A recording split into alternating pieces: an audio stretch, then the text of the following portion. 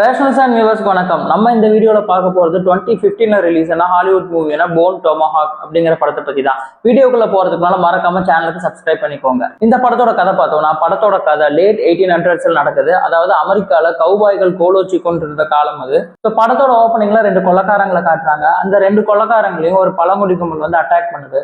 அதில் ஒருத்தன் செத்து போக இன்னொருத்தன் தப்பிச்சு போகிறான். ஸோ கட் பண்ணா பிரைட் ஹோப் அப்படிங்கிற ஒரு டவுனை காட்டுறாங்க. அந்த டவுனுக்கு ஒரு ஷெரீஃப் இருக்காரு. ஷெரீஃப்க்கு 2 டெப்யூட்டி ஷெரீஃப் இருக்காங்க. தென் அந்த ஊர்ல ஒரு பார் இருக்கு. அங்க ஒரு டாக்டரோட கால் உடைஞ்ச ஹஸ்பண்ட், தென் ஊரோட மைனர். இப்படியே கேரக்டர் இன்ட்ரடக்ஷன்லயே நமக்கு ஒரு 30 மினிட்ஸ் போயிடுது.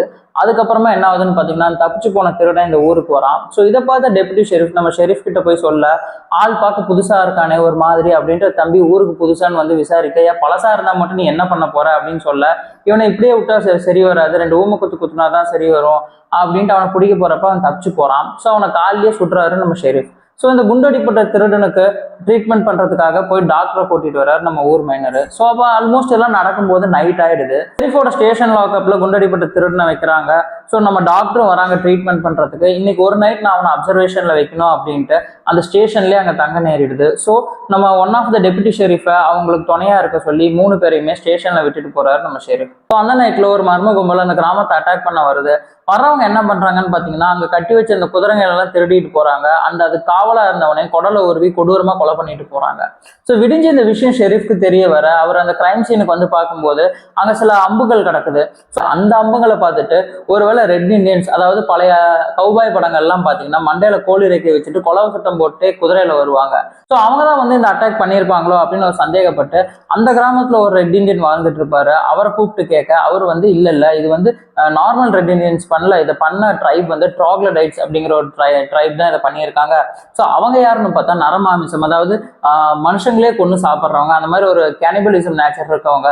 அவங்க வந்து இங்க இருந்து ஒரு 4 நாள் தொலைவில் இருக்க ஒரு பர்டிகுலர் வேலியில தான் அவங்க வாழ்ந்துட்டு இருக்காங்க அப்படின்ட்டு அவர் ரூட் காமிச்சு வர்றாரு. அண்ட் மோர் ஓவர் அந்த கும்பல் போகும்போது லாக்அப்ல இருந்த அந்த திருடன், காவலுக்கு இருந்த டெப்யூட்டி ஷெரீஃப் அண்ட் அந்த டாக்டர் 3 பேரையுமே கடத்திட்டும் போயிடுறாங்க. 3 பேரையும் ரெஸ்கியூ பண்ணோன்னு கிராமத்தோட ஷெரீஃப் அண்ட் அந்த கடத்தப்பட்ட டாக்டரோட கால் உடைஞ்ச புருஷன், ஊரோட மைனர், அப்புறம் இன்னொரு கெல்ட் டெப்யூட்டி ஷெரீஃப், இவங்க 4 பேரும் புலிசோரை கட்டிட்டு குதிரையில கிளம்புறாங்க.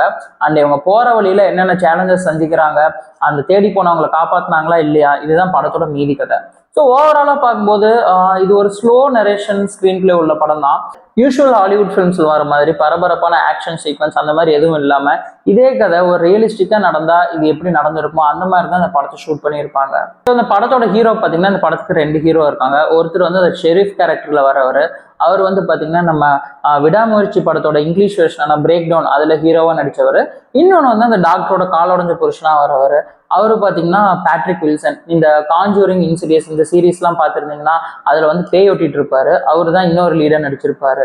யூடியூப்ல நிறைய ஹாலிவுட் சேனல்ஸ் பார்த்தீங்கன்னா இந்த படத்துல வந்து ரொம்ப கொடூரமான க்ரூசம் சீன்ஸ்லாம் வருது அப்படின்னு ஹோன்னு விட்ட பில்டப் நம்பி நம்ம இன்னும் இந்த படத்தை பார்த்தோம்.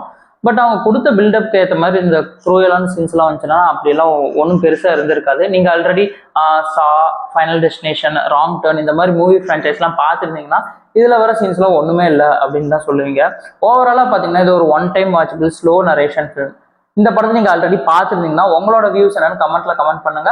அண்ட் உங்களை இன்னொரு வீடியோவில் சந்திக்கிற வரைக்கும் signing off from Rationals and tata, bye by.